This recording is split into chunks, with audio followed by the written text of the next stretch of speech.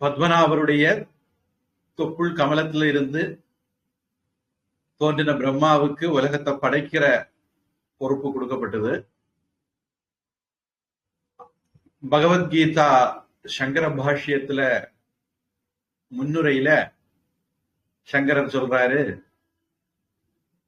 அவர் முதல்ல ஒரு 4 பேரை படைச்சாரு. சனகர், சனந்தன, சனாதனர், சனத்குமாரர்னு. இந்த தட்சிணாமூர்த்திக்கு கீழே உட்கார்ந்து இருக்கிற 4 பேர் இவங்கதான்.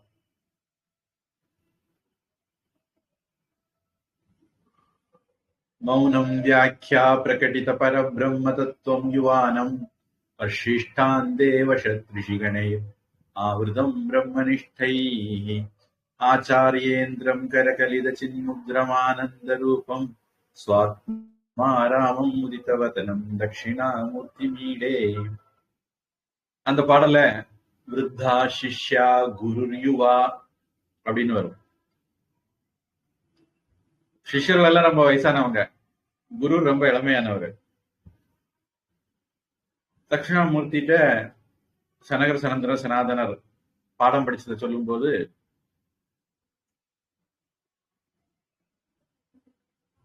அந்த பாடல் அப்படி சொல்லுது. அப்போ பிரம்மம் படைச்ச முதல்ல இந்த 4 பேரும் ரொம்ப நல்லவங்களா படைச்சிட்டாராம். மனசுல அழுக்கெல்லாம் இல்லாம படைச்சிட்டாராம். அதனால அவங்க எல்லாம் சன்னியாசியா போயிட்டாங்க. அப்போ பிரம்மாவுக்கு என்னடா இது, நம்ம பிள்ளைகள் நமக்கு பிறகு நம்ம தொழில பார்ப்பாங்க, நமக்கு தொழில சப்போர்ட் பண்ணுவாங்க, பிள்ளைகளால ஒத்தாசை இருக்குன்னு படைச்சா எல்லாம் ஜாமியார போயிட்டுது. அதனால இது சரியில்லை, இனிமேல் கொஞ்சம் அழுக்கெல்லாம் சேர்த்துதான் படைக்கணும் அப்படின்னு சொல்லி அடுத்தது படைச்சாராம். அப்படி படைச்சதுல தக்ஷ பிரஜாபதி அப்படிங்கிறவரை படைச்சாருன்னு. அவருக்கு பல பெண்கள் இருந்தாங்க. அதுல ஒரு 27 பேரை, 100 பெண்கள் வச்சுங்களேன், ஒரு 27 பேரை சந்திரனுக்கு அவர் கல்யாணம் பண்ணி கொடுத்தார். அதுதான் நம்ம நட்சத்திரம், தாரைகள், விண்மீன், உடுக்கள், ஸ்டார் அப்படின்னு சொல்றோம். ஸ்டாருங்கிறது நம்ம பாஷையில, நம்ம தாரா, நட்சத்திரம் அந்த மாதிரி வார்த்தை பயன்படுத்துறோம். ஸ்டாருங்கிற வார்த்தைக்கு நம்ம பாஷையில அர்த்தம் கொண்டு வந்தா கன்ஃபியூஸ் ஆகும், அதனால அது வேண்டாம். இங்கிலீஷ் எப்பவுமே ஸ்வயம் கன்ஃபியூஸ்ட் அந்யானபி கன்ஃபியூஷயதி. அவங்களும் குழம்பி நம்மளையும் குழப்பிடுவாங்க. அடுத்தது ஒரு 10 பேரு கஷ்யப்பருக்கு கட்டி கொடுத்தார். அதுல மூத்தவள் தான் தக்ஷன் மகள், அதனால தாக்ஷாயணி, சதின்னு பேரு. சிவபெருமானுக்கு வேண்டா வெறுப்பா கட்டி கொடுத்த கதை எல்லாம் உங்களுக்கு தெரிஞ்சிருக்கும். அந்த சதியுடைய சகோதரிகள்ல தான் 10 பேரை கஷ்யப பிரஜாபதிக்கு கட்டி கொடுக்கிறார். இந்த கஷ்யப்பர் அவருடைய வம்சாவளியினருக்கு காஷ்யப்பர்கள்னு பேரு. இந்த கஷ்யப புரா அப்படிதான் இன்னைக்கு காஷ்மீர் அப்படின்னு அறியப்படுது. ஒரு காலத்துல இந்துக்கள் மட்டுமே வாழ்ந்த இடம். இந்துக்களை எல்லாம் கசாப்பு பண்ணிட்டு வெடிகுண்டு வெட்டுறது, கற்பழிக்கிறது, என்னென்ன பண்ண முடியுமோ எல்லாம் பண்ணி எல்லா படுபாதகங்களும் அராஜகங்களும் பண்ணி இன்னைக்கு அது முஸ்லீம்கள் நாட்டாட்டு மாத்தி வச்சுக்கிட்டு இது எங்க நாடு அப்படின்னு சொல்லி திரியறாங்க. அந்த காஷ்மீருக்கு கஷ்யப்பர் முனிவர் பேரால காஷ்மீர்ங்கிற பேர் வந்தது. நம்ம நாட்டினுடைய அறிவு சிறந்த பகுதிகளில் ஒன்னாவது இருந்தது. இன்னைக்கு இருக்காது. ஆம பூந்த வீடு, அமீனா பூந்த வீடு உருப்படாது இல்ல.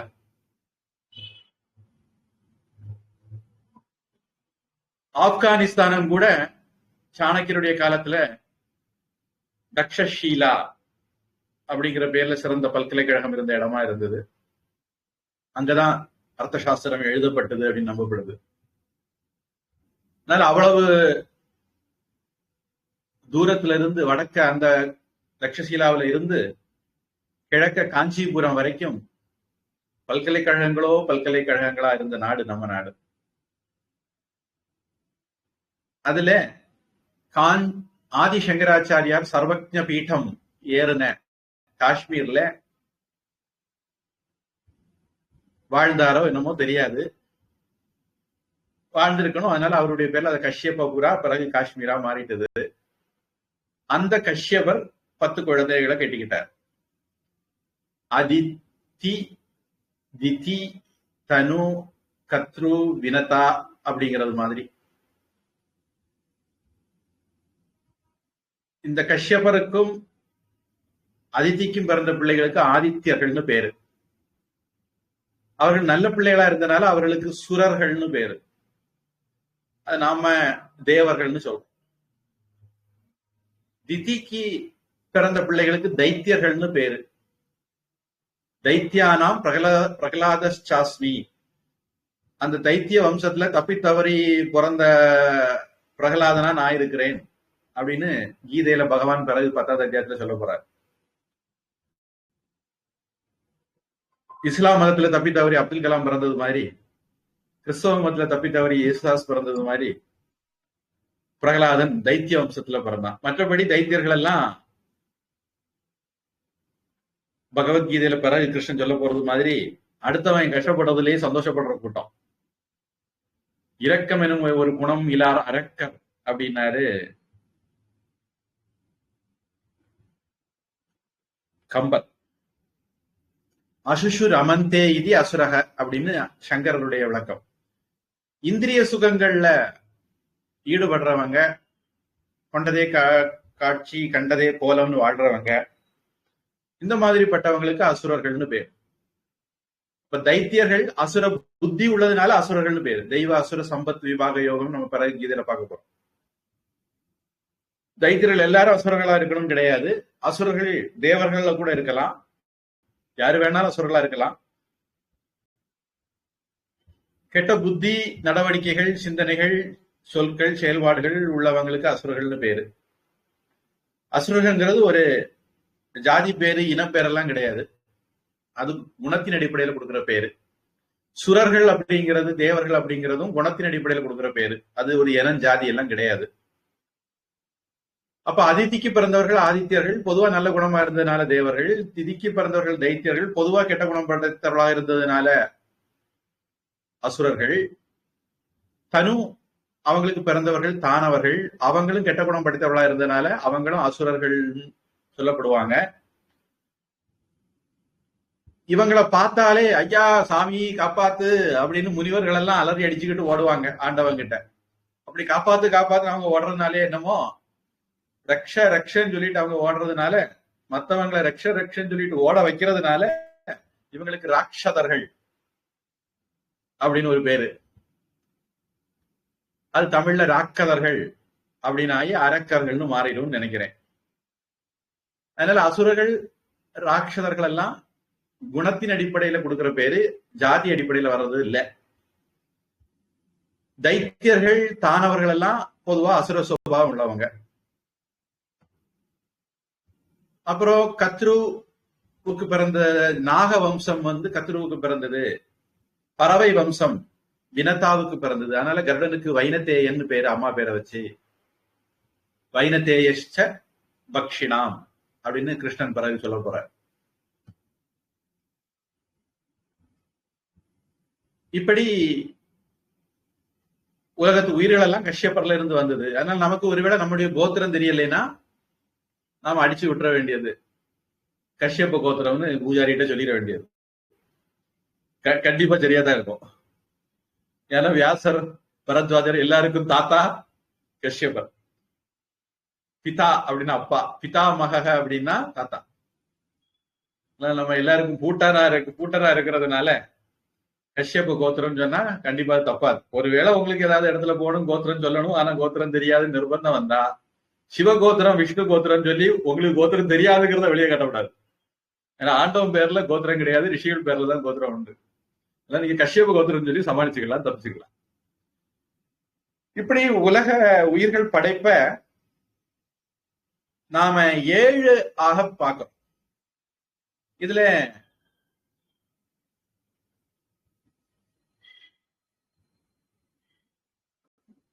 நவராத்திரிக்கு படிகள் கொலு வைக்கும் போது 9 படிகள் வைக்கிற பழக்கம் கூட இதனால வந்திருக்கலாம். ஒவ்வொரு பிறவியா கடந்து பிள்ளாய் பூடாய் புழுவாய் மறுமாய் கடைசியில ரிஷிகள், தேவர்கள், அப்புறம் தெய்வம். மனுஷன் தெய்வ நிலைக்கு உச்சாணி கொம்புக்கு போனோம் அப்படிங்கறத சொல்லாம சொல்றது மாதிரிதான் நவராத்திரிக்கு 9 படி உள்ள கொலு வைக்கிறோம்னு நினைக்கிறேன். அவங்க வீட்டுல சௌகரியம் போல கொலு வச்சுக்கலாம், அது வேற கதை. ஆனா பொதுவா 9 படி வைப்பாங்க. இத தொல்காப்பியம் அப்படின்னு நினைக்கிறேன், அல்லது ஏதோ ஒரு தமிழ் நூல் சொல்லுது. ஊர்வ 11 ஊந்து போகிறது 11 கூட கொஞ்சம் சேர்க்கணும், அது பிறகு கடைசி சொல்றேன். 9 மானிடம், மனுஷங்கள்ல 9 வெரைட்டி, ஊந்து போறதுல 11 வெரைட்டி, 11 9 20. நீர்ப்பறவை நாற்கால் ஓர் 10, நீர்வாழ்விகள், பறவைகள், 4 கால் விலங்குகள், இவாளெல்லாம் 10 30. சீரிய பந்தமாம் தேவர் 14, தேவர்கள்ல ஒரு 14 வெரைட்டி. அயன் படைத்த அந்தமில் சீர் தாவரம் 4 5, தாவரம் 4 5 20. அப்ப 11 9 20, அப்புறம் ஒரு 30 50, அப்புறம் ஒரு 14 64, அப்புறம் ஒரு 20 84.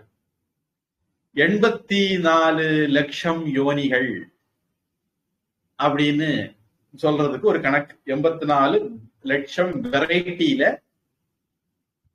உயிர்கள் இருக்கு அப்படிங்கிறது. இல்ல 84,000 கோடின்னு வச்சுக்கிட்டாலும் சரிதான்.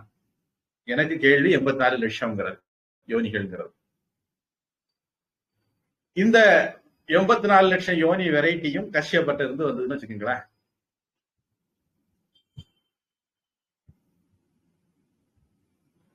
இந்த கஷ்யப்பட்ட இருந்து வந்த இந்த ஜென்மங்கள் அதுக்கு பிறகு பல்கி பெருகுது. ஆதித்யர்கள், ஆதித்யன்னா சூரியன், அவருக்கு இன்னொரு பேரு விவஸ்வான். அப்படி பிரகாசிக்கிற பளபளன்னு பிரகாசிக்கிறதுனால விவஸ்வான் அப்படின்னு பேரு. அப்ப கிருஷ்ணன் 4வது அத்தியாயத்துல சொல்றாரு, இமம் விவஸ்வதே யோகம் ப்ரோக்தவானஹம் அவ்யயம் விவஸ்வான் மனவே பிராக மனுரிக்ஷ்வாக்கவே அப்ரவீத். நான் முதல்ல ஆதித்யனான விவஸ்வானுக்கு சொன்னேன். விவஸ்வான் அவன் பிள்ளைக்கு சொன்னான், வைவஸ்வதன் அப்படிங்கிற பேருள்ள மனுவுக்கு சொன்னான். நம்ம இப்ப இருக்கக்கூடிய இந்த மன்வந்திரத்துக்கு 7வது மன்வந்திரம். இந்த மன்வந்திரத்துக்கு வைவஸ்வத மன்வந்திரம்னு பேரு. விவஸ்வானுடைய பிள்ளைதான் இந்த மன்வந்திரத்தினுடைய ராஜா, அதிகாரி. அதனால இதுக்கு வைவஸ்வத மன்வந்திரம் பேரு. அதனால நம்ம இப்ப ஆவணி ஆகிட்டோம். நாளைக்கு சில பேர் கொண்டாடுவாங்கன்னு நினைக்கிறேன். அதுல பூணூல் எல்லாம் மாத்துறதுக்கு மகா சங்கல்பம்னு ஒண்ணு பண்ணுவாங்க. அந்த மகா சங்கல்பத்துல ஆத்திய பிரம்மண துதிய பரார்த்தே அப்படின்னு தொடங்கி ஸ்வேதவராக கல்பே அஷ்டாவிம்சதிதமே கலியுகே பிரதமே பாதே அப்படின்னு எல்லாம் சொல்லும் போது நம்மள ஜிபிஎஸ் லொகேஷன் சொல்லுவாங்க, ஜிபிடி லொகேஷன் சொல்லுவாங்க. அதாவது கால அடிப்படையில நாம இந்த பிரம்மாண்ட உலகத்துல எந்த இடத்துல இருக்கிறோம். மேரோஹோ தட்சிணே பார்ஸ்வே, மேருமலைக்கு தெக்க, அப்புறம் காவிரிக்கு தெக்க, தாமிரபரணிக்கு தெக்க, அது அவங்க சௌகரியம் மாதிரி சொல்லிக்கிட வேண்டியதான். அதுல இந்த ஊர்ல இந்த இடத்துல நான் இந்த பூஜை பண்றேன்னு சொல்லுவாங்க. அது ஜிபிஎஸ் வச்சுங்க, ஜூம் இன் பண்ணது ஜிபிஎஸ்ல. அதே மாதிரி டைம், பிரம்மாவுடைய 50 வயசு முடிஞ்ச 51வது வயசுல, 28வது சதுர்யுகத்துல, ஸ்வேத வராக கல்பத்துல, அதுல கலியுகத்துல, அதுல 5126 7வது வருஷத்துல அப்படின்னு எல்லாம் சொல்லுவாங்க. அதுல இந்த வருஷம் என்ன விரோதி வருஷம், பிரபவ வருஷம், இந்த மாதிரி தமிழ் 60 வருஷத்தையும் அது கூட சொல்லுவாங்க. அப்புறம் இன்னைக்கு என்ன தேதி, என்ன என்ன திதி, என்ன நாள், கிழமை, என்ன நட்சத்திரம், அதெல்லாம் கூட சொல்லுவாங்க. இப்படி ஜிபிஎஸ் ஜிபிடி ரெண்டையும் ஜூம் இன் பண்ணிக்கிட்டு தான் அந்த சங்கல்பத்துல மேற்கொண்டு ப்ரொசீட் பண்ணுவாங்க. அதுல இந்தியாவில என்னென்ன மலைகள் இருந்தது, என்னென்ன நதிகள் இருந்தது, என்னென்ன ராஜ்யங்கள் இருந்தது, எல்லா டீட்டெயிலும் உங்களுக்கு வந்துடும். ஜியோகிராபிக்கல் டீட்டெயில் முழுக்க கொடுத்துருவாங்க அந்த மகா சங்கல்பத்துல. ஏதோ இந்தியாக்காரனுக்கு விவரம் தெரியாது, ஹிஸ்டரி தெரியாது, ஜியோகிராபியும் தெரியாது, சயின்ஸும் தெரியாதுன்னு எல்லாம் விவரம் கேட்ட கூட்டம் தான் சொல்ல முடியும். மகா சங்கல்பத்தை கேட்ட ஒரு தடவை கேட்டிருந்தா கூட சொல்ல முடியாது. சரி, எப்படியானாலும் இப்படி விவஸ்வான், மனு, இக்ஷ்வாக்கு அப்படின்னு சூரிய குலம் வருது. அந்த பரம்பரையில புதன், அந்த பரம்பரையில சந்திரவம்சம் வருது. அந்த பரம்பரையில சந்தனு மகாராஜா வர்றாரு. அதாவது பரதன் அப்படின்னு ஒரு ராஜா வரார். அவருடைய பிள்ளைகள்கிட்ட எல்லாம் அவருக்கு திருப்தி வரல. அதனால அவரு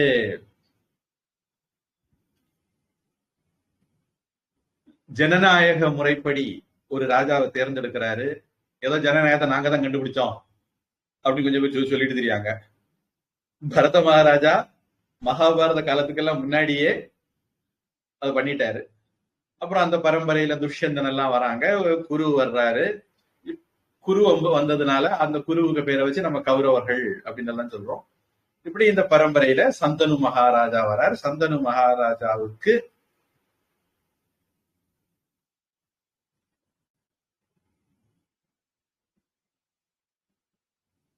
அவருக்கு ஒரு சாபம், கங்காதேவிக்கு ஒரு சாபம், அஷ்ட வசுக்களுக்கு ஒரு சாபம். இதெல்லாம் ஒரு அவியலாகி சந்தனு மகாராஜாவுக்கு கங்காதேவி மூலமா பீஷ்மர் பிறக்கிறார்.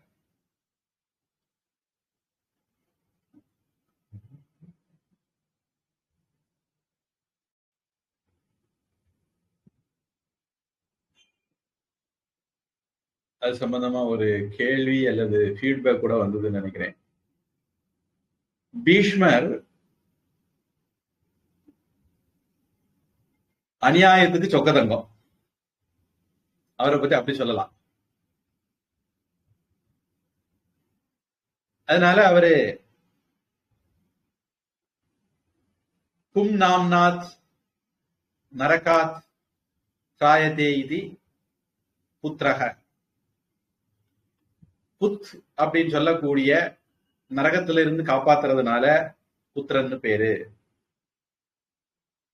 அதனால ராமர் அப்பா வரம் கொடுக்க வேண்டி வந்த போது தானே அப்பா வரம் கொடுத்ததா பாவிச்சுட்டு போயிட்டார். அந்த மாதிரி ஒரு பிள்ளை பீஷ்மர். அப்பா வருத்தத்துல இருந்தார். அப்பாவுக்கு வருத்தத்தை போக்குறதுக்காக வேண்டி அவரு முயற்சி பண்ணார். அப்பாவுக்கு வருத்தத்துக்கு காரணம், மூத்த பிள்ளை தான் இருக்கும்போது 2வது கல்யாணம் பண்ண விரும்புற சத்தியவதியினுடைய அப்பா எனக்கு பேரனுக்கு தான் ராஜ்யத்தை கொடுக்கணும் அப்படின்ட்டு சொல்லிட்டாரு.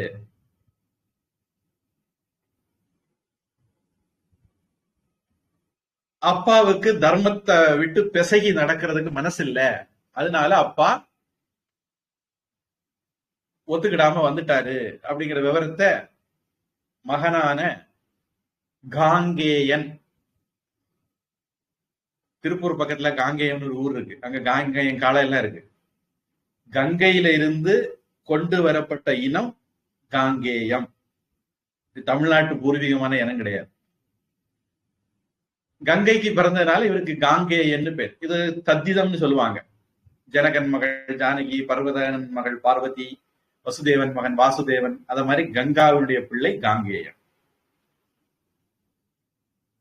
அவருக்கு தேவவிரதன் அப்படின்னு ஒரு பேர் இருந்ததா சொல்றாங்க. அவரு போய் அந்த மீனவர் தலைவன் கிட்ட, இல்ல நான் பதவிக்கெல்லாம் சண்டைக்கு வர மாட்டேன், நீங்க தயவு செய்து உங்க மகளை எங்க அப்பாவுக்கு கட்டி கொடுக்கணும் அப்படின்னு கேட்கிறார். அந்த செம்படவர் தலைவன், அதெல்லாம் மனுஷ காரியம், நம்ப முடியாது. மனுஷன் இன்னைக்கு ஒரு மாதிரி இருப்பான், நாளைக்கு இன்னொரு மாதிரி இருப்பான். சூழ்நிலைகள் மாறும். நல்லவங்க கெட்டவங்களா ஆவாங்க, கெட்டவங்க நல்லவங்க ஆவாங்க. அதனால நாளைக்கு என்ன நடக்குன்னு யாருக்கும் தெரியாது. அதனால எனக்கு உத்தரவாதம் வேணும். நீ நான் இருக்க மாட்டேன்னு சொன்னா போறாது. ஒருவேளை நீ சொல்லிட்ட நான் இருக்க மாட்டேன் அப்படின்னு, நாளைக்கு உனக்கு ஒரு பிள்ளை வருவான், அவன் வந்து சண்டை போடுவான். திருதராஷ்டிர விஷயத்துல அவனுக்கு ராஜ்யத்துக்கு வர முடியல. அந்த வயிற்றெரிச்சல் வெப்ராணம் அவனுக்கு இருந்தது, காந்தாரிக்கும் இருந்ததுங்கிறதெல்லாம் நம்ம மகாபாரதம் படிக்கும் போது கண்டுபிடிக்கிறோம். அதனால பாண்டு ஆட்சியில இருந்து ஆட்சி பண்ணாரு. ஆனா பாண்டுவனுடைய பிள்ளைகளும் திருதராஷ்டிரன் பிள்ளைகளும் உருவான போது, திருதராஷ்டிரன் பிள்ளைக்கு எங்க அப்பனுக்கு ஆட்சி கிடைக்கலன்னா என்ன, அவனுக்கு கண்டு தெரியல, ஆட்சி வரல, நான் எதுக்கு ஆட்சிக்கு வராம இருக்கணும், நான் வரத்தான் செய்வேன் அப்படின்ட்டு கிளம்பிட்டான். இத்தனைக்கும் அவனுக்கு 5 பைசாவுக்கு தகுதி கிடையாது, ஒரு நேர்மை கிடையாது, ஒரு ஒழுக்கம் கிடையாது, நல்ல புத்தி கிடையாது, மூத்தவனா பிறக்க எல்லாமே, யுத்தத்துல பெரிய வில்லாதி வீரமணி கண்டனும் கிடையாது, ஒண்ணும் கிடையாது. 5 பைசாவுக்கு பிரயோஜனப்படாத ஒரு துரியோதனனுக்கு எங்க அப்பா தானே மூத்தவன், அவனுக்கு வர வேண்டியது இந்த ஆட்சி, எனக்கு வந்தா என்ன, வரலன்னா நான் தட்டி படிப்பேன் அப்படிங்கிற மாதிரி கிளம்பிட்டான். அப்போ இந்த செம்படவ தலைவன் ரொம்ப உஷாரான பேரவழி, ரொம்ப விவகாரம் தெரிஞ்சவன். அதனால அவன் என்ன பண்ணா, நீ சொல்லலாம்பா, உன்னை வேணா நான் நம்பிட்டேன்னு வச்சுக்கோ, நான் மண்டை போட்டுருவேன், அடுத்தது உனக்கு பிள்ளைகள் வரும், நீ மண்டை போட்டேன்னு வச்சுக்கோ, உன் பிள்ளைகள் நீ கொடுத்த வாக்குறுதியை காப்பாத்து உறுதியா இருக்க எல்லாரும் ராமநாவகத்துல அப்படின்னா. உடனே இவர் சொன்னாரு, நான் அப்படி ஒரு சந்தேகம் உங்களுக்கு இருக்குமா இருந்தா திருமணமே பண்ணிட மாட்டேன், நான் நைஷ்டிக பிரம்மச்சாரியாக இருப்பேன், அதாவது நிரந்தரமா பிரம்மச்சாரியாகவே இருப்பேன், கல்யாணம் பண்ண மாட்டேன். அது நைஷ்டிக பிரம்மச்சரிய விரதத்தை அவர் எடுத்ததுனால, நான் யாருக்கோ சொன்னேன், உங்களுக்கு தானே சொன்னேன் நைஷ்டிக பிரம்மச்சரியம் அப்படிங்கிறது, சன்னியாசம் அதெல்லாம் பத்தி பேசுனது உங்க கிளாஸ் தானா? சரி, அப்ப நைஷ்டிக பிரம்மச்சரியம் என்ன உங்களுக்கு புரியும். நைஷ்டிக பிரம்மச்சரிய விரதத்தை பீஷ்மர் எடுத்தார். இப்படி உலகத்துல ஒரு மடப்பைய உலகத்துல இப்படி ஒருத்தர் இருப்பானா அப்படின்னு பார்த்துக்கிட்டு தேவர்கள், முனிவர்கள், ரிஷிகள் எல்லாரும் அசந்து போனாங்க. அசந்து போயிட்டு எவ்வளவு பயங்கரமான விரதத்தை எடுத்திருக்கான், பீஷ்ம பீ அப்படின்னா பயம், பயங்கரமான விரதத்தை எடுத்ததுனால பீஷ்ம அப்படின்னு எல்லாரும் சொன்னாங்க. அதுல இருந்து தேவவிரதன் பீஷ்மன் ஆயிட்டான். ஏன்னா அப்பனுக்காக வேண்டி, தனக்காக வேண்டி கூட இல்ல, அப்பனுக்காக வேண்டி தன்னுடைய வாழ்க்கைய இழக்க தயாரானான் பீஷ்மன். ஆனா சந்திர குலத்துல இது ஒரு புதிய விஷயம் ஒன்றும் இல்லை. இவங்களுக்கெல்லாம் பூட்ட ஒரு ஆள் இருந்தார், யயாத்தின்னு பேரு, அது ஒரு கதை இருக்கு. கூடுதல் விவரங்களுக்கு எல்லாம் நீங்க மலேசியா கிளாஸ் கேட்டுக்கணும். மலேசியா கிளாஸ் கேட்கறதுல கொஞ்சம் சங்கடங்கள் இருக்குங்கிறத நான் கேட்க முயற்சி பண்ணும்போது கண்டுபிடிச்சேன். அதுல கொஞ்சம் சீரியல் நம்பர் காரியங்கள் எல்லாம் கொஞ்சம் சொதப்பல் இருந்தது. அது சரி பண்ற வேலையை தொடங்கினேன். நான் நினைக்கிறேன் மகாபாரதம் முழுக்க சீரியல் போட்டு முடிச்சிட்டேன்னு நினைக்கிறேன். ஒரு 57 கிளாஸ் சுமாரா நடந்திருக்கும். அங்க நீங்க கூடுதல் விவரங்கள் கேளுங்க. இந்த யயாதி அப்படிங்கிற ராஜா அவருடைய பிள்ளைகள்கிட்ட இதே மாதிரி ஒரு வேண்டுகோள் வச்சார். 4 பிள்ளைகள் மறந்துட்டாங்க. அவங்களுக்கு எல்லாம் உங்களுக்கு பதவி கிடையாதுடா, போங்கடான்னு விரட்டி அடிச்சுட்டார். அதுல ஒரு கூட்டம் தான் மிலேச்சர்கள். இந்த யயாதிக்கு பிறந்து மூத்த பையன் நினைக்கிறேன்,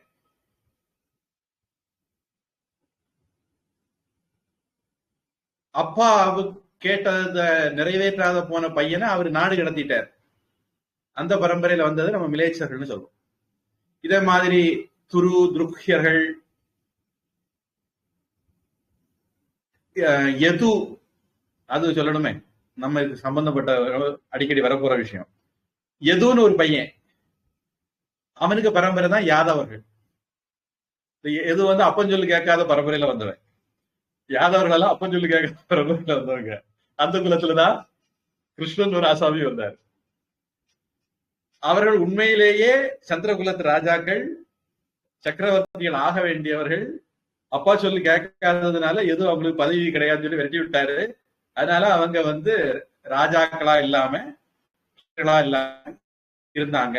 அது சில பேர் இப்படி சொல்றாங்க, அவர்கள் ஒரு ஜனநாயக அமைப்புல இருந்தாங்க. முடியாட்சி தத்துவம் இல்லாம ஒரு ஜனநாயக முறைப்படியான ஆட்சி முறையில அவங்க இருந்தாங்க அப்படின்னு சொல்லுவாங்க. இதுல கடைசி பையன், கடைக்குட்டி பையன்,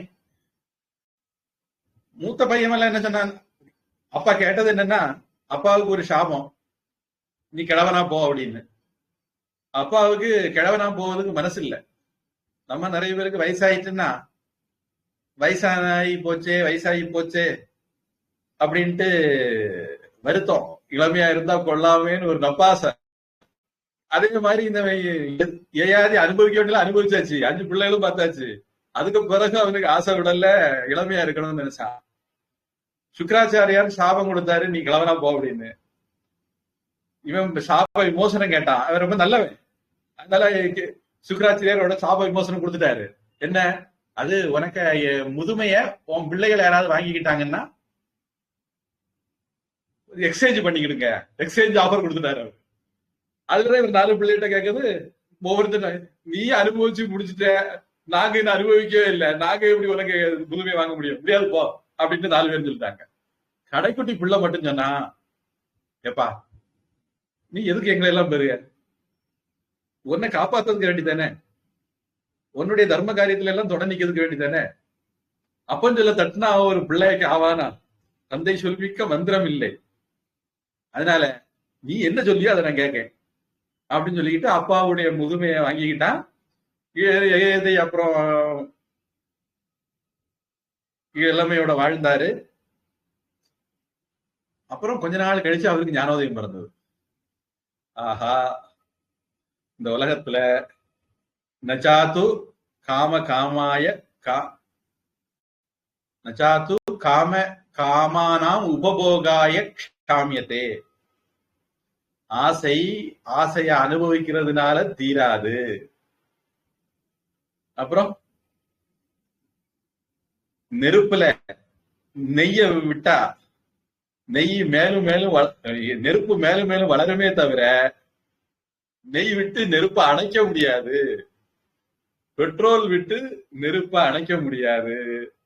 அது மாதிரி காமத்தை அனுபவிச்சு தீக்கலாம்னா அனுபவிக்க காமம் புதுசா ஆசைகள் புதுசாதான் வந்துகிட்டே இருக்கும் அப்படின்ட்டு அவன் கண்டுபிடிச்சான். சின்மயானந்த சுவாமி சொல்லுவார், முதல்ல ஒருத்தனுக்கு ஒரு ஆசை இருந்தான்.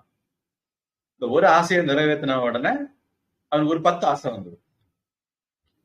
அப்புறம் இந்த 10 ஆசையை அவன் நிறைவேற்றும் போது ஒவ்வொரு ஆசையிலிருந்தும் 10 ஆசை புதுசா வந்தது. உதாரணத்துக்கு 100 ரூபாய் சம்பாதிக்கிறோம், சம்பாதிச்ச உடனே ஒரு 1000 ரூபாய் சம்பாதிச்சா நல்லா இருக்குமேனு ஒரு ஆசை வந்துடும். ஒரு காரை வாங்குறோம் அல்லது ஒரு சைக்கிளை வாங்குறோம், நடந்து போகுது கஷ்டமா இருக்கு, சைக்கிளை வாங்குறோம். சைக்கிளை வாங்கின உடனே சரி ஒரு பைக் வாங்கி இருந்தா இன்னும் நல்லா இருக்கு, கொஞ்சம் வேகமா போகலாம் அப்படின்னு தோணும். பைக் வாங்கணும்னு சார் மழைய வெயில் நனைய வேண்டியிருக்கு, ஒரு கார் வந்தா நல்லா இருக்குமே தோணும். இப்படி ஒரு ஆசையில இருந்து புது ஆசைகள் கிடைக்கும். அதனால அவரு சாமி என்ன சொல்லுவாருன்னா, முதல்ல 10 ஆசை இருந்தது, 10ல 1 நிறைவேற்றினா 1/10 சக்சஸ் ரேட்னு கணக்கு போடலாம். ஆனா நிலைமை என்னாச்சுன்னா, அதுல இருந்து 10 வந்துடும், அது 100/1 ஆகுது, 1000/1 ஆகுது. இப்படி அனுபவம் வந்து சுருங்கிட்டு போகுதே தவிர, சந்தோஷம் சுருங்கிட்டு போகுதே தவிர அதிகமாகல, பிராக்ஷனா கூட்டிட்டு தான் போகுது அப்படின்னு சொல்லுவார். இந்த ஞானோதயம் யயாதிக்கு வந்த உடனே திருப்பி பையனை கூப்பிட்டு அவனுக்கிட்ட தன்னுடைய அவனுடைய இளமையை அவன்கிட்டயே மீட்டு கொடுத்துட்டு அவரு தபஸ் பண்ண போயிட்டாரு அப்படின்னு இதே குலத்துல நடந்த கதை. இந்த யயாதிக்கு பிறகுதான் அந்த சந்திரகுலம் பல கிளைகளாக பிரியுது. அதுல ஒரு கிளை தான் யாதவர்கள். அந்த யாதவர்கள் தான் கிருஷ்ணனுடைய மூதாதையர்கள். அதுல அந்த குரு அப்பன் பேச்ச கேட்ட அந்த இளைய பிள்ளையினுடைய பரம்பரை தான் குரு. அந்த குருவினுடைய பரம்பரையில வந்த ஒரு ராஜா தான் குரு. அதனால இவர்களை பௌரவர்கள் சொல்லலாம், கௌரவர்கள் சொல்லலாம். அந்த வம்சத்துல வந்ததுதான் பரதன்கிற ராஜா, அதனால பாரதர்கள் சொல்லலாம். நான் ஏன் இதெல்லாம் சொல்றேன்னா, பகவத்கீதைக்குள்ள நுழைஞ்ச பிறகு திடீர்னு பாரத அப்படின்றாரு, திடீர்னு குருநந்தனன்றாரு. இந்த மாதிரி எல்லாம் வார்த்தைகள் வரும்போது அதெல்லாம் இந்தந்த பின்னணிகளை மனசுல வச்சுக்கிட்டு கிருஷ்ணன் சொல்றதுன்னு நமக்கு தெரியணும்.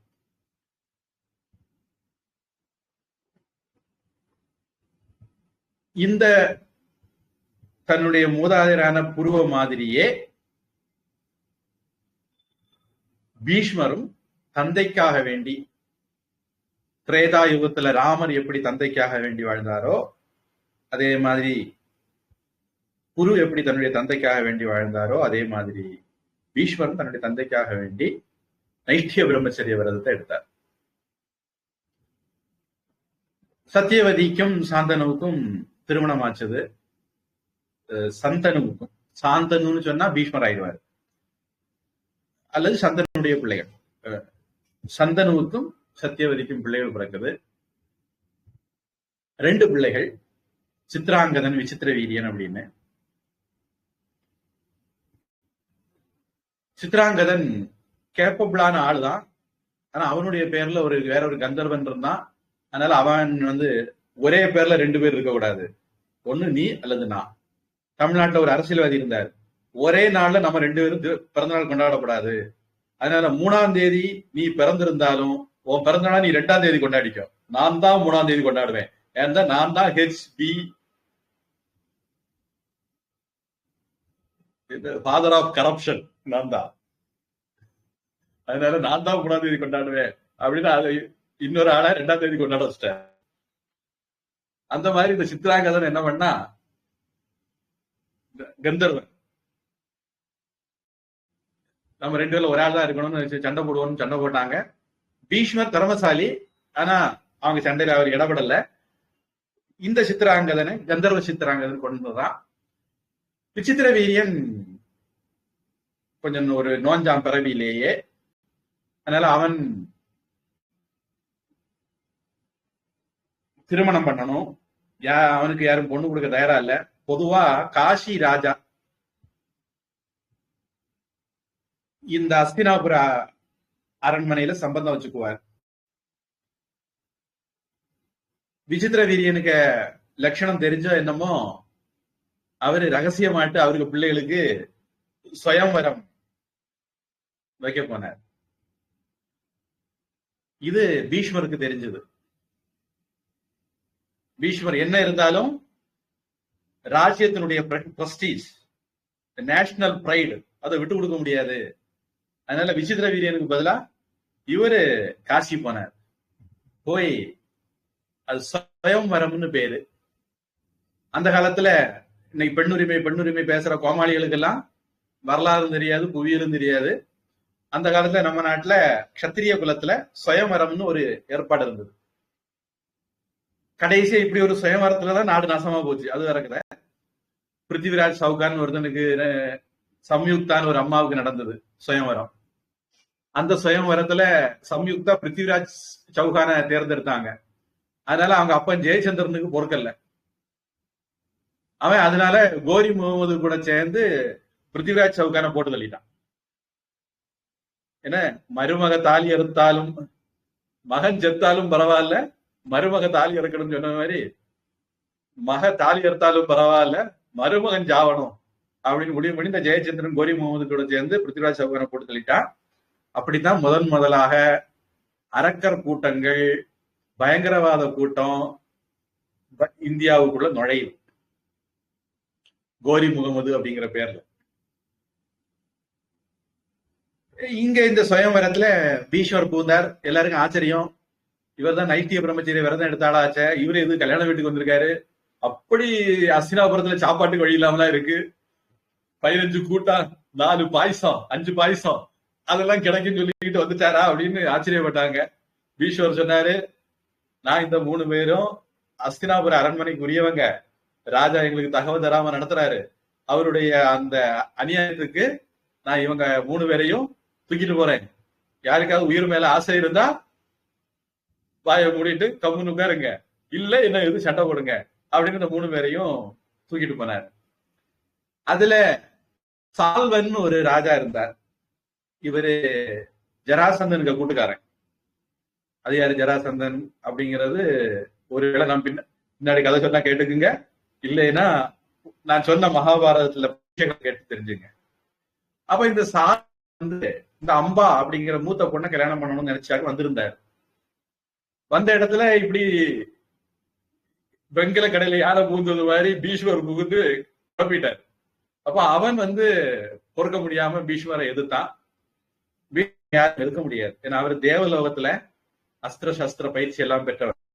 கங்கா தேவி அவரை தேவலோகத்துக்கு கூட்டிட்டு போய் எல்லா வித்தைகளும் கொடுத்து திருப்பி கொண்டு அப்பாட்ட விட்டு ஆளாக்கும். அவரு அவர்கிட்ட ஒருத்தர் நிக்க முடியாது, அவரால் நிக்க முடியல, தோத்துட்டான்.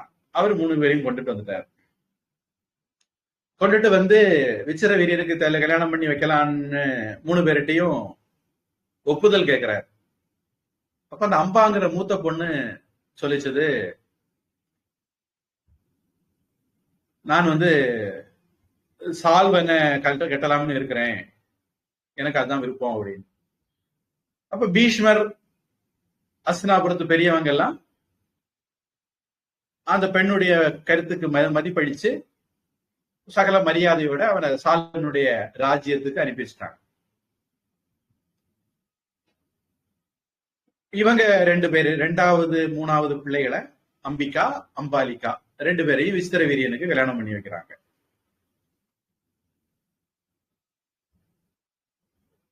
சால்வனை தேடி போன அம்பாவை சால்வன் அவன் பெரிய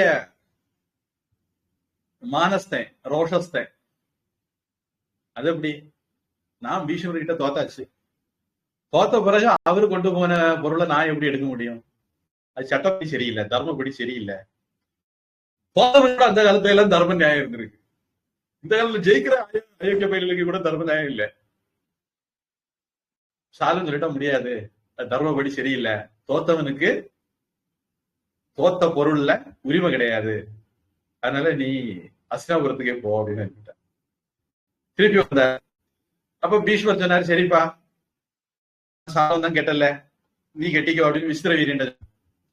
விசித்திர வீரியன் அந்த நோஞ்சான், அது எப்படி இன்னொருத்தர கல்யாணம் பண்ண போறேன்னு போனா இனிமேல் எப்படி திடீர்னு மனச மாத்தி அவங்க கூட வாழ முடியும்? எப்படி நாங்க எப்படி நிம்மதியா வாழ முடியும்? எனக்கு அதுல நம்பிக்கை இல்லை, அதனால அவனே கெட்டி நான் கெட்ட மாட்டேன் அப்படின்ட்டான். பீஷ்வர் அப்போ வந்தால இவரு ஆச்சரியமா, நீ ஒண்ணும் பண்ண, சால்வனை போய் கைய கால பிடிச்சு நீயே கெட்டிக்கோ, அங்க யாரும் என்ன கட்ட மாட்டேன்னு சொல்லி நீ நீங்க திருப்பியும் சகல மரியாதையோட அனுப்பி வைக்க. அங்க போன சால்வன் மறுபடியும் இதே காரணம் சொல்லி மாட்டேன்ட்டான்.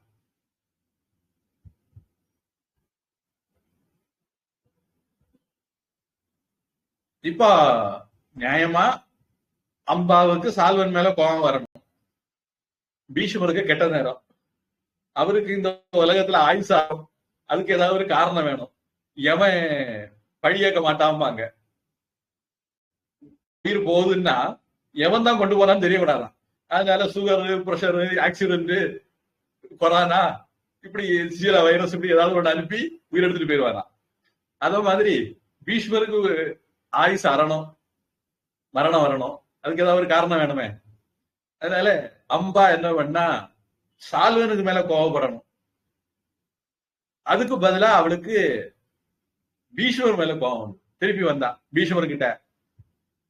பீஷ்மர் சொன்னாரு, நீ வேணா கொஞ்சம் டைம், சால்வனுக்கு கொஞ்சம் டைம் கொடு, கொஞ்சம் நல்லா நைஸா பேசிப்பாரு, டைம் எடுத்துக்கோ அப்படின்னு சொல்லி பார்த்தாரு.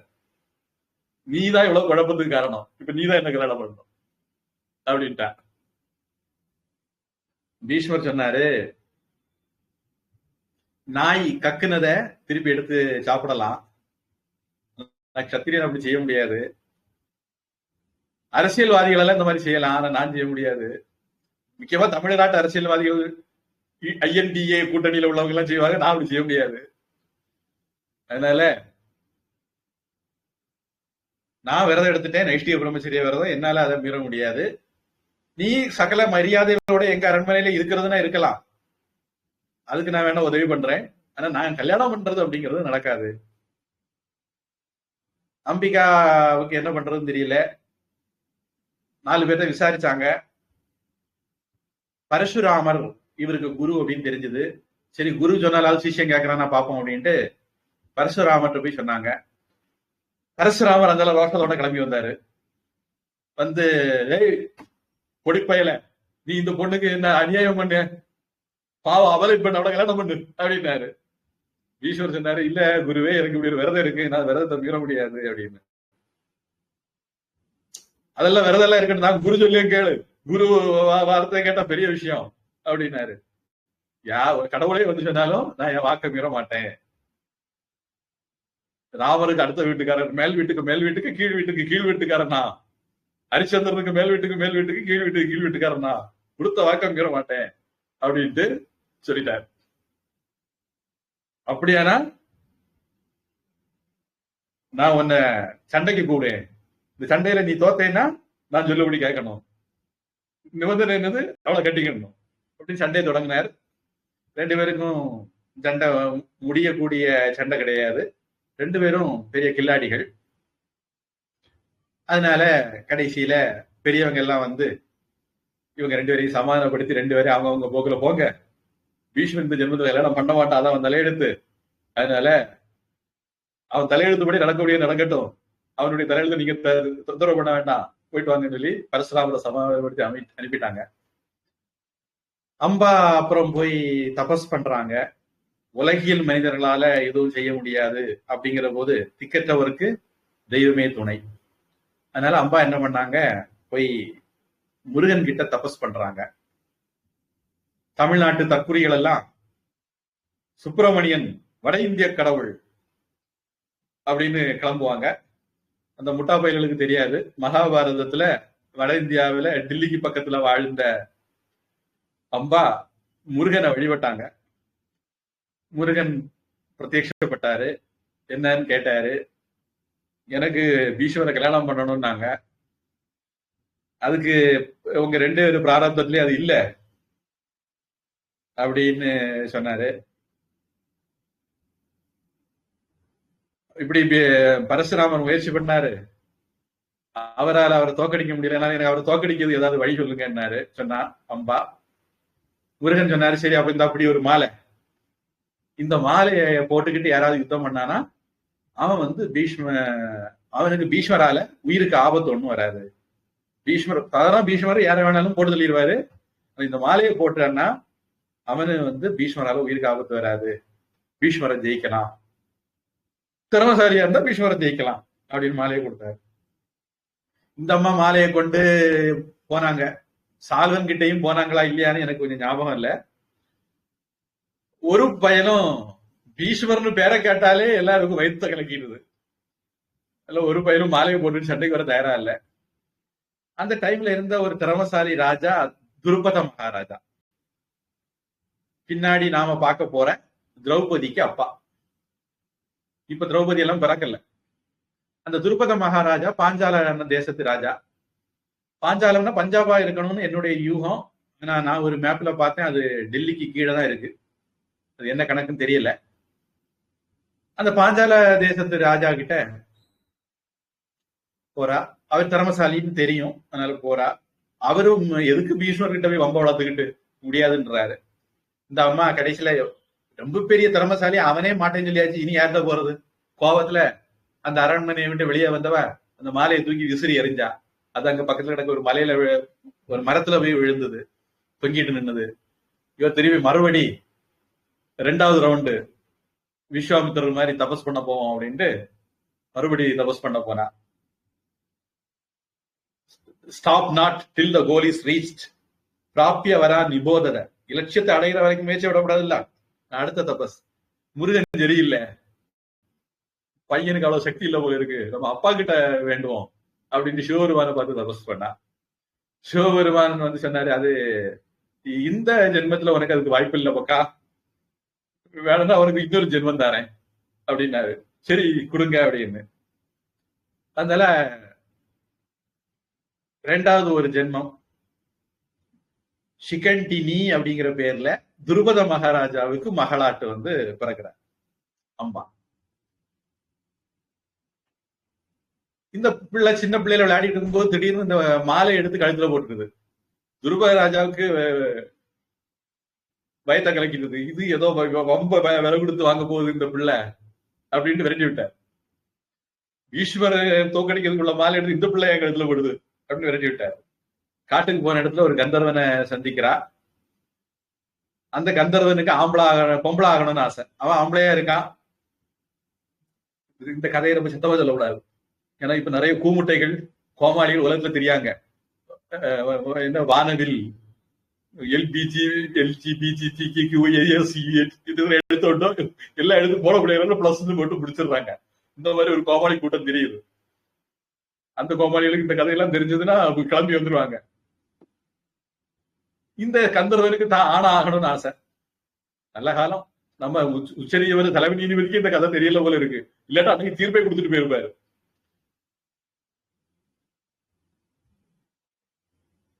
அம்பாவுக்கு ஆம்பளை ஆகணும்னு ஆசை. ஏன்னா அப்பதான் பீஷ்மரை எது சண்டை போட முடியும். பீஷ்மர் பெண்களை எது சண்டை போட மாட்டார்.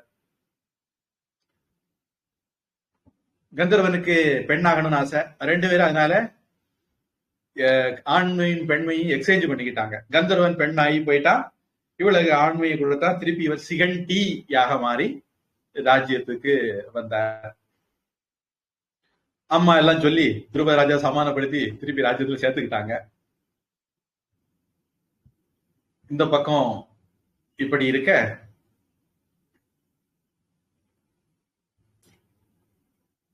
இந்த பீஷ்மர்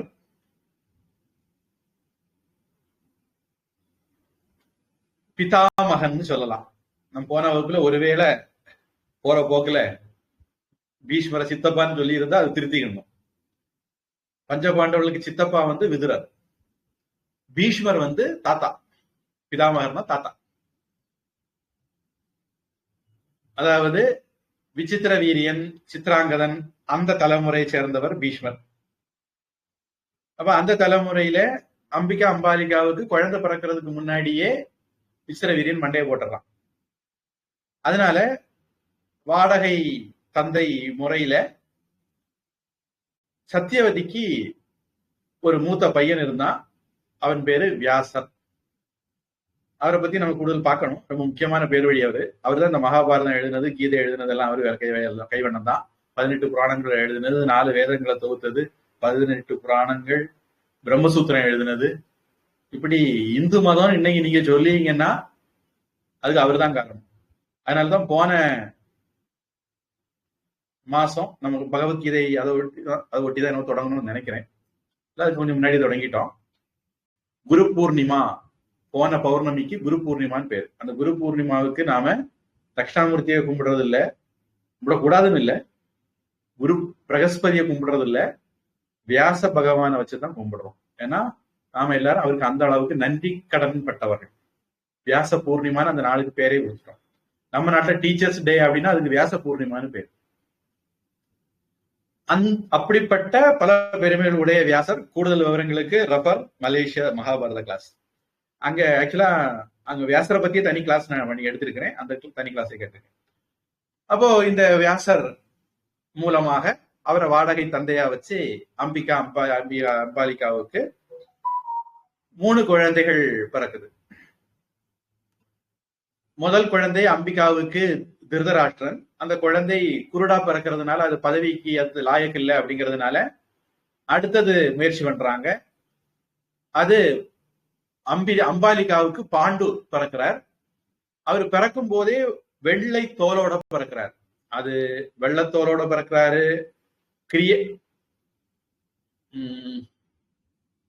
அதுக்கு பேர் மெலனினா, மெலனின் ப்ராப்ளம் அப்படின்னு சொல்லலாம். இல்ல சில பேரு குஷ்ட நோய், வெண்குஷ்டம், அதனால வெள்ளையா இருக்கு அப்படின்னு நினைக்கிறவங்களும் இருக்காங்க. ஏதோ ஒரு காரணம் தோல் வெள்ளையா இருந்தது, அதனால அவருக்கு பேரு பாண்டு. குஷ்ட நோய் அப்படிங்கிறது பயன்படுத்தக்கூடிய பாண்டுங்கிற பேரு அவருக்கு கொடுத்தாங்க. அல்லது அதுக்கு வேற பேர் இருந்தது என்னவோ நமக்கு தெரியாது. பாண்டுங்கிற பேர்ல தான் அவர் பிரபலம். அடுத்தது இந்த இந்த ரெண்டு பிள்ளைகளும் இப்படி கொஞ்சம் நல்லபடியா பறக்காததுனால மறுபடி ஒரு தடவை ட்ரை பண்ணலாம் அப்படின்னு பண்ணும்போது அம்பிகா எல்லாருக்கும் டேக்கா கொடுத்துடுறாங்க, ஏமாத்திடுறாங்க. வேலைக்காரிய அனுப்பிடுறாங்க. வேலைக்காரி மூலமா ஒரு குழந்தை பிறக்குது. வேலைக்காரி நல்ல ஒரு தெய்வீகமான ஒரு சம்ஸ்காரம் உள்ள வேலைக்காரியா இருந்திருக்கிறா. அதனால அந்த பொண்ணுக்கு ஒரு நல்ல ஒரு பையன் பிறந்தான். அவன் பேரு விதுரன். அப்போ திருதராஷ்டிரன், பாண்டு, விதுரன் 3 பேர் அண்ணன் தம்பிகள். அந்த பாண்டுவுக்கு பிள்ளைகளா இருக்கிறதுனாலையும் திருதராஷ்டிரனுக்கு பிள்ளைகளா இருக்கிறதுனாலையும் இந்த தார்த்தராஷ்டிரர்களுக்கும் பாஞ்ச பாண்டவர்களுக்கும் விதுரர் சித்தப்பா மகன். ஆனா விதுரர் ரொம்ப நடுநிலையானவர், நேர்மையானவர். ஒருவேளை அவரு மட்டும் வில் எடுத்து துரியோதனன் பக்கம் போயிருந்தா கொஞ்சம் கதை கந்தலா இருக்கும். ஆனா அவரு ரொம்ப பிராக்டிக்கலான மனுஷனும் கூட. அவருக்கு தர்மம் தெரிஞ்சது மட்டும் இல்ல, தர்மத்தை எப்படி அப்ளை பண்ணணும்னு தெரிஞ்சது. அதனால அவர் யுத்தத்துக்கு போகல. பல சமயங்கள்ல தப்பிச்சதுக்கு வாழ்ந்ததுக்கெல்லாம் விதுரர் தான் காரணம். பஞ்சபாண்டவர்களை காப்பாத்திட்டு இருந்ததுல தோன்றா துணைன்னு சொல்லுவாங்க, இன்விசிபிள் ப்ரொடெக்டர். அப்படி இருந்தவர் அவர் தான். பீஷ்மரும் ஓரளவுக்கு அப்படித்தான். ஆனாலும் அவரு குடும்ப மானம், கப்பல் ஏறக்கூடாது, வீட்டு சத்தம் வெளிக்கி கேட்க கூடாது, இப்படி எல்லாம் நினைக்கிற ஒரு கோஷ்டியா இருந்தார். நியாயமா விதுரர் துரியோதனன் பிறந்த உடனே சொன்னதை எல்லாரும் கடைபிடிச்சிருந்தாங்கன்னா துரியோதனை போட்டு தள்ளி இருப்பாங்க, பிரச்சனையே வந்திருக்காது. விதுரர் சொன்னதை கேட்கல. அதுக்கப்புறம் விட்டு கொடுத்து அட்ஜஸ்ட் பண்ணி சகிச்சு பீமனை கொல்றதுக்கு எடுத்த முயற்சிகளும் பெரியவங்களுக்கு தெரியும். விதுரருக்கு தெரியும், குந்திக்கு தெரியும், பீஷ்மருக்கு தெரியும். ஆனா அவங்க சரி குடும்பத்துக்குள்ள வெளியே சொல்லி நாத்த வேண்டாம் அப்படிங்கிற மாதிரி அட்ஜஸ்ட் பண்ணி போயிட்டு இருந்தாங்க. இதுல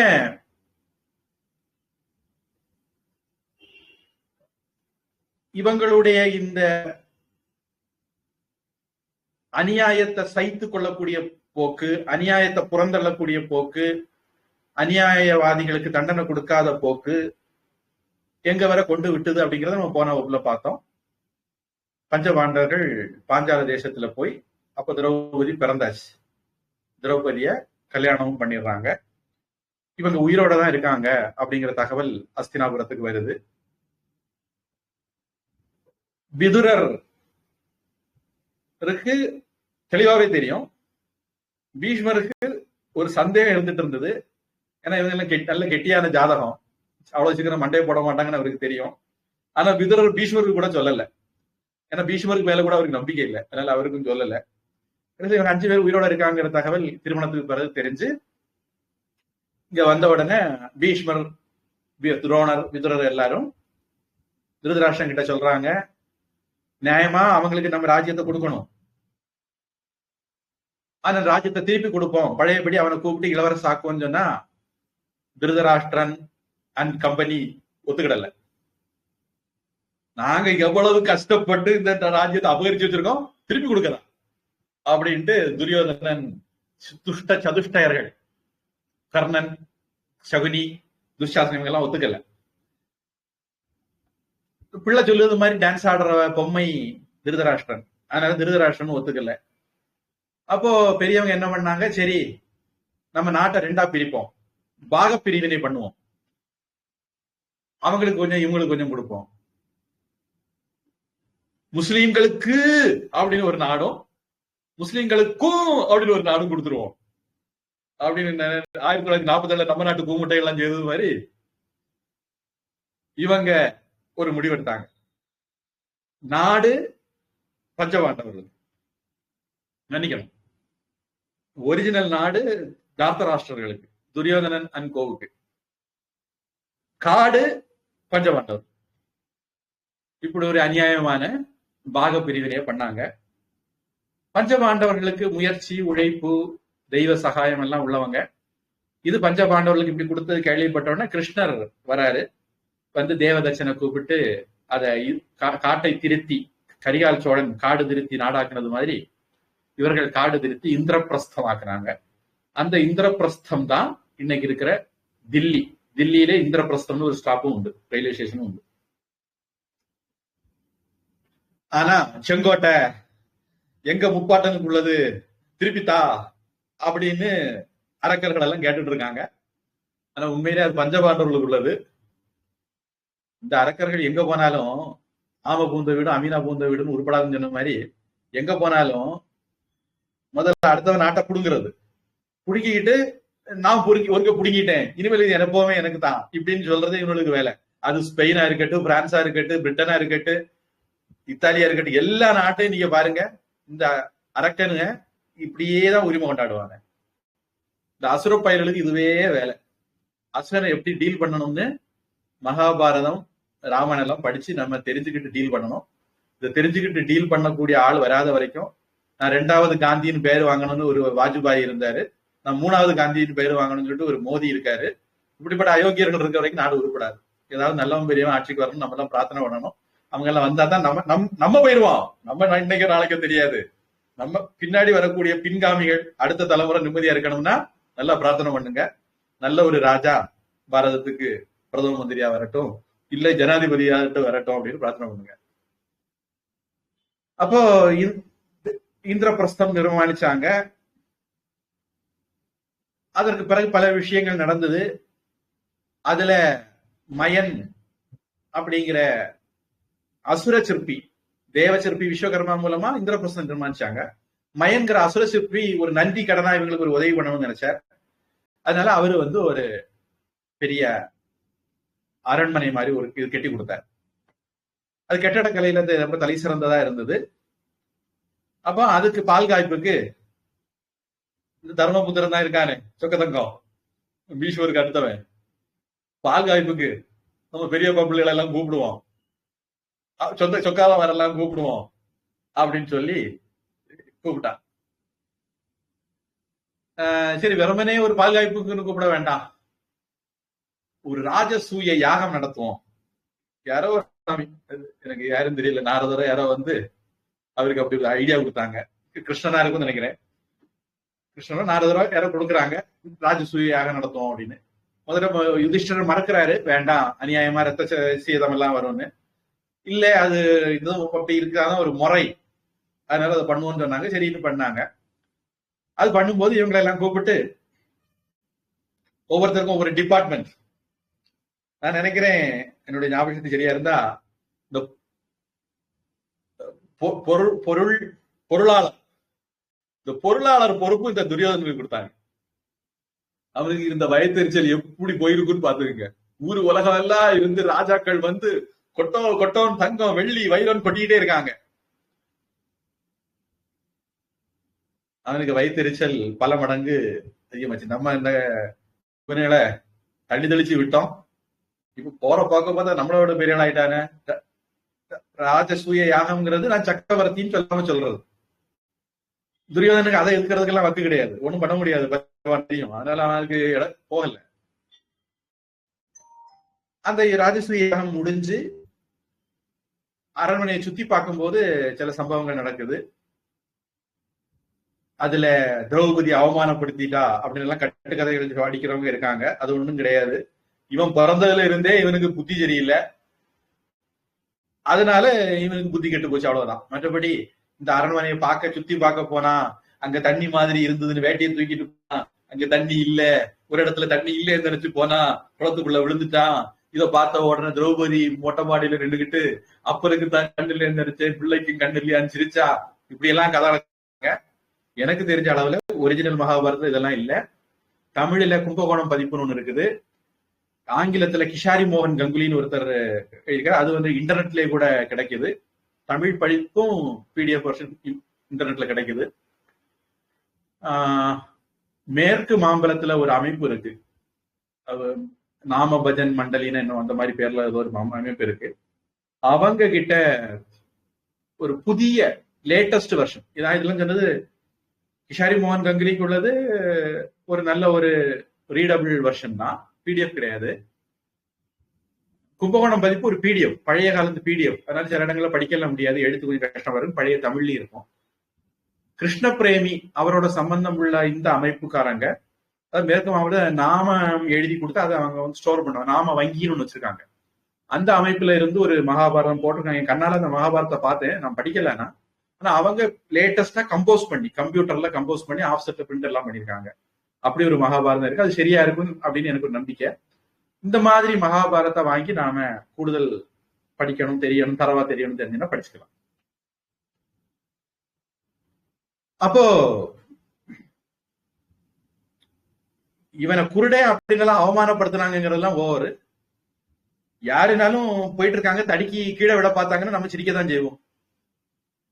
அது வந்து திரௌபதி தான் சிரிக்கணும், பீமன் தான் சிரிக்கணும்னு கிடையாது. இதை பெருசுபடுத்துறதுக்கு என்ன பொறுத்த வரைக்கும் எதுவும் கிடையாது. அப்ப திருப்பி வார வழி முழுக்க துரியோதனன் பொங்கிக்கிட்டே வந்தான்.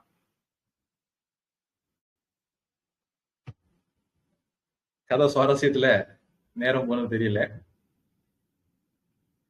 துரியோதன வைத்தறிச்சல் என்ன ஆச்சுன்னு நம்ம அடுத்த வகுப்புல பார்ப்போம்.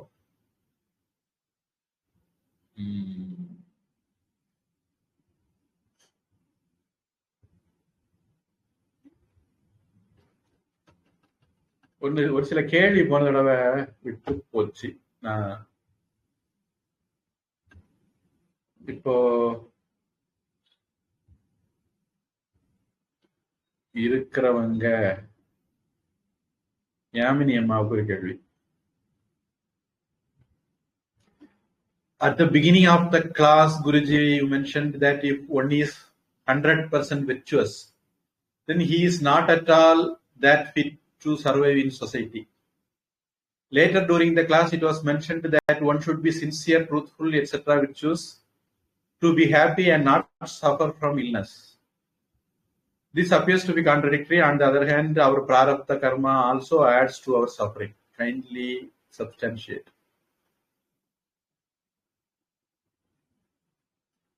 அர்த்த சாஸ்திரம், சாணக்கிய நீதி. அர்த்த சாஸ்திரம் வேற, சாணக்கிய நீதியில இப்படி ஒரு ஸ்லோகம் வருதுன்னு நினைக்கிறேன். சுகஸ்ய மூலம் தர்மஹ, தர்மஸ்ய மூலம் அர்த்த, அர்த்தஸ்ய மூலம் ராஜ்யக, ராஜ்யஸ்ய மூலம் இந்திரிய ஜெயக அப்படின்னு ஒரு ஸ்லோகம் வருது.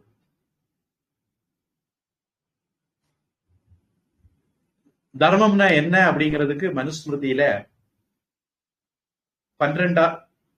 2வது அத்தியாயம் 12வது ஸ்லோகம். வேதக ஸ்மிருதிகி சதாச்சாரக சொஸ்யச்ச பிரியம் ஆத்மனக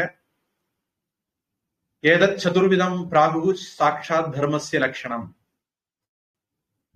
6:92 மனுஸ்மிருதியில திருதிகி க்ஷமா தமோ அஸ்தேயம் சௌச்சம் இந்திரிய நிகிரக தீர் வித்யா சத்தியம் அக்ரோதக தசகம் தர்ம லட்சணம் அப்படின்னு சொல்லியிருக்கு. 10:63 மனுஸ்மிருதியில அஹிம்சா சத்தியம் அஸ்தேயம் சௌச்சம் இந்திரிய நிகிரக ஏதத் சாமாசிகம் தர்மம் சாதுர்வர்ணியே அப்ரவீத் மனுகு. இந்த விஷயங்கள் வந்து எல்லா வர்ணத்தாருக்கும் பொதுவானது. அஹிம்சா சத்தியம் அஸ்தேயம் சௌச்சம் இந்திரிய நிகிரக அப்படின்னு அந்த 10வது அத்தியாயம் 63. இந்த இடத்துல வர்ண கலப்பு பற்றி எல்லாம் மனு பேசுற அத்தியாயம் இதுதான்.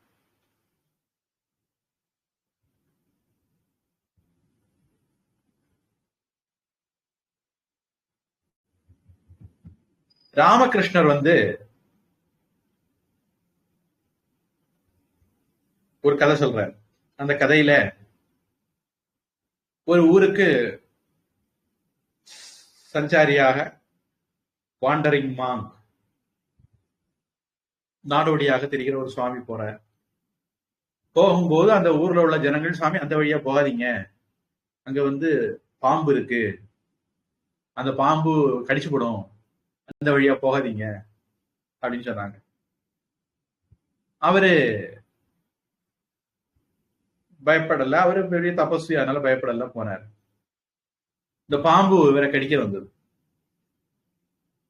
அப்ப அவர் சொன்னாரு, நீ இப்படி எல்லாரையும் பயமுறுத்தி பயமுறுத்தி வைக்கிற, என்ன ஏற்கனவே சொல்லிதான் அனுப்புனாங்க, இனிமேல் இந்த பக்கத்துல இப்படி வாலாட்டிட்டு உன்னை சபிச்சு போடுவேன் அப்படின்ட்டு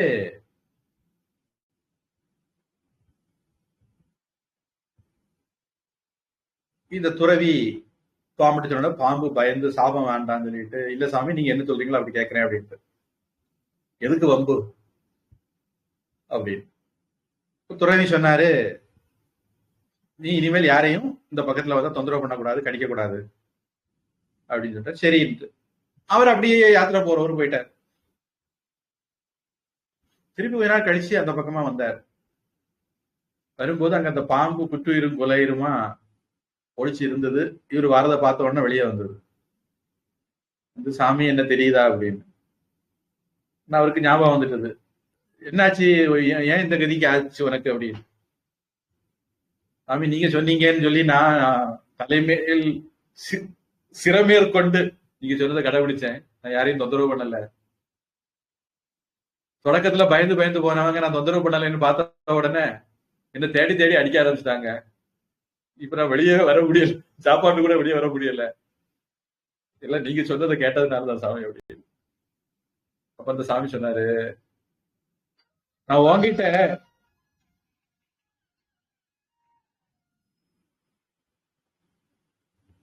கடிக்க கூடாதுன்னு சொன்னேன், சீரக்கூடாதுன்னு சொல்லலையே.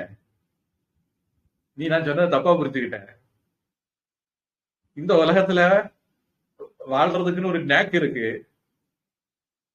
நீ வந்து சீறி இருந்தேன்னா பயந்தாவும் ஓடி இருப்பான், ஒன்னு அடிக்க வந்திருக்க மாட்டான். நான் கடிக்க கூடாதுன்னு சொன்னா ஒன்னு சீரக்கூடாதுன்னு சொல்லல அப்படின்னாரு. அதாவது இளிச்ச வாயனா இருக்கக்கூடாது, ஈ வாயா இருக்கக்கூடாது, கொசு வாயா இருக்கணும்னு அர்த்தம். ஈவா அப்படின்னா இளிச்ச வாய் அப்படின்னு. அதனால நாம இந்த உலகத்துல தர்மத்தை கடைபிடிக்கணுமா அப்படின்னா கடைபிடிக்கணும். முடிஞ்ச வரையிலும் தர்மத்தை கடைபிடிக்கணும். ஆனா நாம தர்மத்தை கடைபிடிக்கிறவங்க, என் கூட சில பசங்க படிச்சாங்க, போய் அடிச்சு எடுத்து ஃப்ரெண்ட்ஸ் அடிச்சு விளையாடுவாங்க, நான் கண்டுக்க மாட்டேன். அப்புறம் அவங்களே அடிக்கிறது ஒரு பழக்காய் போச்சு. அப்புறம் ஒரு நாள் திருப்பி கொடுத்த பிறகு அவன் திருப்பி அடிப்பான், இனி அடிக்கப்படாது. நம்ம அவங்கள அடிக்க போகல, எல்லாருக்கும் நம்ம அடிக்க வேண்டிய விஷயம். நம்ம எப்போ முன்னே அடிக்க போகல, பிறகு அடிக்க போகல. நம்ம அடிக்க மாட்டோம்ங்கிற மென்டாலிட்டி அவங்களுக்கு செட் ஆயிட்டதுன்னா ஏறி மேய ஆரம்பிச்சிருவாங்க. அதனால நாம தர்மவான் தான். ஆனா இவன் இளிச்சவாய்ங்கிற அபிப்பிராயத்தை அடுத்தவங்களுக்கு கொடுத்துடக்கூடாது. இவங்க நம்ம என்ன பண்ணாலும் கேட்டுக்குவாங்க, திருப்பி ரியாக்ட் பண்ண மாட்டாங்க, சைச்சுக்கிடுவாங்க, குட்ட குட்ட குனிவாங்க, இந்த இம்ப்ரெஷனை கொடுத்துடக்கூடாது. இந்தியா அமைதியான நாடு. ஆனா நீ உள்ள நுழைஞ்ச கைய வச்சேன்னா சோழிய முடிச்சிருவான். அந்த ஒரு பயத்தை மெயின்டைன் பண்ணணும், அது முக்கியம். அது ஒரு தர்மத்தை கடைபிடிக்கிறதுல ஒரு பிராக்டிக்கலான விதம். அதனால இனி கரட்டு கம்புக்கு முரட்டு கோடாலி அப்படிம்பாங்க. தென்னைக்கும் பனைக்கும் ஒரே தலை போடக்கூடாதும்பாங்க. நம்முடைய எதிரி எந்த மாதிரி ஸ்ட்ராட்டஜி எடுக்கானோ அதுக்கு கவுண்டர் ஸ்ட்ராட்டஜி நம்மகிட்ட இருக்கணும். தர்மம் அப்படிங்கிறது அதுதான். தர்மம் அப்படிங்கிறது ஒரு நூல் பிடிச்சது மாதிரி பிளாக் அண்ட் ஒயிட்டா இதுதான் அப்படின்னு கிடையாது.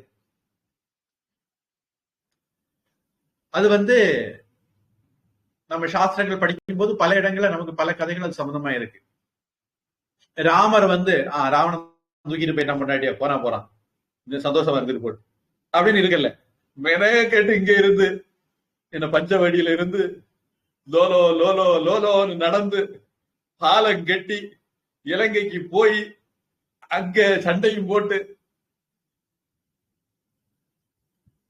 இவ்வளவு அங்க போயிட்டு தோத்த உடனே நீ வேணா கொஞ்சம் மன்னிப்பு கேட்டுட்டு கொண்டாடி திருப்பி கொடுத்தா வீட்டுக்கு போ அப்படின்னு வேற சொல்லி, இந்த மன்னிப்பு எல்லாம் கொடுக்கறதுக்கு இவ்வளவு தூரம் போடுதான் என்ன அதுவும் சொல்லி, அப்புறம் அவனுக்கு சூடு சொல்றேன் இல்லாதவன் அவன் மன்னிப்பு கேட்காததுனால அவனை போட்டு தள்ளிட்டு பொண்டாட்டியை தூக்கிட்டு வந்தாரு, கூட்டிட்டு வந்தாரு.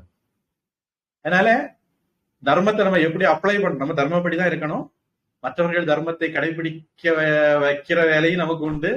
நாம தர்மத்தை கடைபிடிக்கிறாங்களோ மற்றவர்கள் தர்மத்தை கடைபிடிக்க வைக்கிறவர்களாகவும் நாம் இருக்கணும். அதுக்கேற்றது மாதிரி நாம தர்மத்தை கடைபிடிக்கணும். அது சில பேருக்கு, இப்ப துரியோதன மாதிரி ஆசாமிகளுக்கு, எப்படி நீங்க கர்ணனை அவன் ஆயாதாரத்தெல்லாம் கீழே போட்டு வச்சிருக்கிறான் கொல்லலாம் அப்படின்னு ஞானோதயம் பிறக்கும். கர்ணனுக்கே பிறந்தது.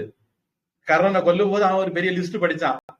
அதனால கிருஷ்ணன் கேட்டா, ஏண்டா டே உனக்கு இப்ப ஞானதேவர் இந்த ஞானதேவன் அன்னைக்கு திரௌபதிக்கு சேலை உரி சொல்லும் போது ஏண்டா வரல உனக்கு அப்படின்னு ஒரு கிருஷ்ணன் ஒரு பட்டியல போட்டாரு.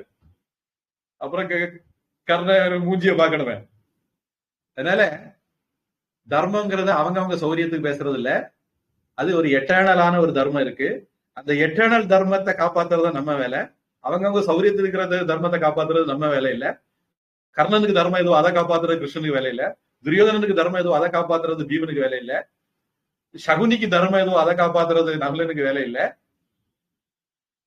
துரோணருக்கு எது தர்மமோ அதை காப்பாத்துறது அர்ஜுனனுக்கு வேலை இல்லை, அல்லது திருஷ்டத்யும்னனுக்கு வேலை இல்லை. அதனால எட்டடலா ஒரு தர்மம் இருக்கு, அந்த தர்மத்தை காப்பாத்துறதா நம்முடைய வேலை. அதுக்கு எப்படி நடந்துக்கணுமோ அப்படி நாம நடந்துக்கணும். பொதுவா நம்ம பல பேருக்கு என்ன ஆகும் அப்படின்னா, ஒரு சில விஷயம் நம்ம ஸ்ட்ரக் ஆயிடும். இது தர்மம், இது தர்மம் இல்ல அப்படின்னு நம்ம ஸ்ட்ரக் ஆயிட்டோம்னா, தர்மத்தை காப்பாத்துறதுக்கு செய்யக்கூடிய வேலைகள் கூட அதர்மம் மாதிரி நமக்கு தெரிய ஆரம்பிச்சிடும். அந்த ஒரு சிக்கல் மகாபாரதத்துல வரும். அதனாலதான் இப்ப சில விஷயங்களை இப்பவே சொல்லி சொல்லி போறேன். அது 1ஆம் அத்தியாயம் எல்லாம் பார்க்கும்போது கூடுதல் தெளிவு வந்துடும் அப்படின்னு நம்புறேன். 1ஆம் அத்தியாயம் வரைக்கும் இந்த மாதிரி விஷயம் பேசுவோம். அதுக்கப்புறம் இந்த மாதிரி விஷயத்தை தொட மாட்டோம், தேவைப்படாது. பரம் தர்மத்துக்கு போயிடும் அதுக்கு பிறகு. இது லௌகிக தர்மம். இதெல்லாம் பரம் தர்மத்துக்கு போகும்போது இதெல்லாம் வராது. அதனால யாழினி அம்மாவுக்கு யாமினி அம்மாவுடைய கேள்விக்கு, அந்த கேள்விக்கு அது என்னுடைய பதில். நன்றி குருஜி. சரிம்மா. இனி சின்னமணிஜி கிளாஸ்ல இல்லைன்னு நினைக்கிறேன். குமாரி உஷா அவங்களும் கிளாஸ்ல இல்லைன்னு நினைக்கிறேன். அவங்க 2 பேரும் 2 கேள்வி. அது நமக்கு அவங்க அடுத்து வரும்போது பார்த்துக்கலாம். பிரார்த்தனை. ஓம் வான்முகில் வழாது பெய்க, மலிவளம் சுரக்க, மன்னன் கோன்முறை அரசு செய்க, குறைவிலாது உயிர்கள் வாழ்க, நான்மறை அறங்கள் ஓங்க, நற்றவம் வேள்வி மல்க, மேன்மைகொள் சைவ நீதி விளங்குக உலகமெல்லாம். வாழ்க அந்தணர் வானவரானினம், வீழ்க தன்புனல் வேந்தனும் ஓங்குக, ஆழ்க தீயதெல்லாம் அதன் நாமமே சூழ்க, வையகமும் துயர் தீர்கவே. ஹரி ஓம் தத்சத். சர்வம் பிரம்மார்ப்பணமஸ்து. ஸ்ரீ கிருஷ்ணார்ப்பணமஸ்து. தர்மத்துல டபுள் ஸ்டாண்டர்ட் கூடாது. இது ஒரு முக்கியமான பாயிண்ட் நம்ம ஞாபகம் வைக்கணும். கிருஷ்ணன், அர்ஜுனன், யுதிஷ்டர் எல்லாம் டபுள் ஸ்டாண்டர்டை கடைபிடிக்கல. துரியோதனன் கடைபிடிச்ச தர்மம் எல்லாம் டபுள் ஸ்டாண்டர்ட் தர்மம். எனக்கு வந்தா தக்காளி ரத்தம், உனக்கு வந்தா தக்காளி சட்னி. நவீன பாஷையில சொன்னா அப்படி. வேற ஏதாவது கேள்விகள் இருந்தா எழுதி போடுங்க, இல்ல அடுத்த வகுப்புல பார்க்கலாம். எல்லாருக்கும் சுபராத்திரி. அடுத்த வாரம்